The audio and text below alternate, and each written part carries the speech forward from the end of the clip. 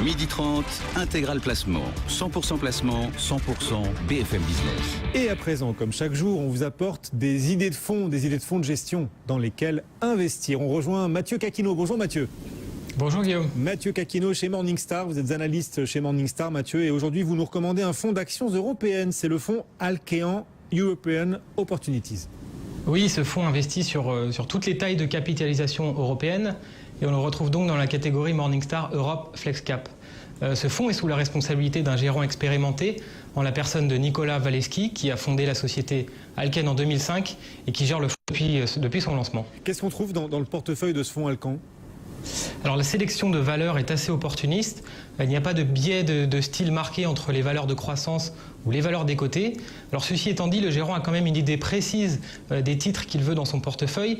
Il a tendance à éviter les excès de marché et à se montrer contrariant en choisissant des sociétés un peu oubliées par le reste du marché ou bien des sociétés où il y a un potentiel de croissance caché selon lui.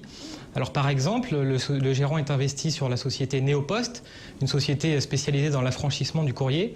Il pense que sur cette société, il y a un potentiel de croissance non anticipé, caché sur les activités de diversification en dehors de ces métiers traditionnels. Et justement, cette stratégie un petit peu contrariante, est-ce qu'elle comporte des risques? Est-ce que vous voyez des bémols dans ce fonds?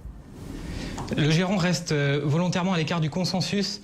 Il peut donc se retrouver à l'écart du marché, derrière le marché en cas de bulle spéculative. Si on regarde par exemple ces dernières années, il est resté à l'écart du super cycle sur les matières premières, ou bien encore il est resté à l'écart de la thématique de la croissance des pays émergents. Donc dans ces phases de marché, le fonds peut effectivement rester derrière ses concurrents. Il y a des paris assez marqués dans ce portefeuille. Par exemple, si on regarde à fin juin 2014, le fonds est investi à hauteur de 1/3 sur le secteur de la technologie.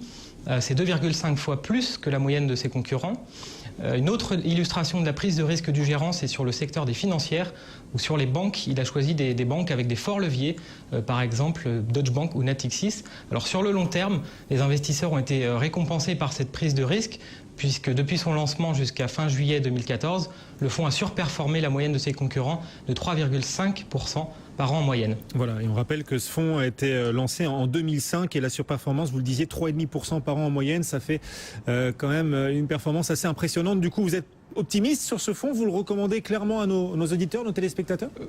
Oui, Guillaume, avec un petit bémol sur les frais quand même, puisque la société de gestion prélève une commission de surperformance chaque trimestre, ce qui va à l'encontre de l'intérêt des investisseurs de long terme.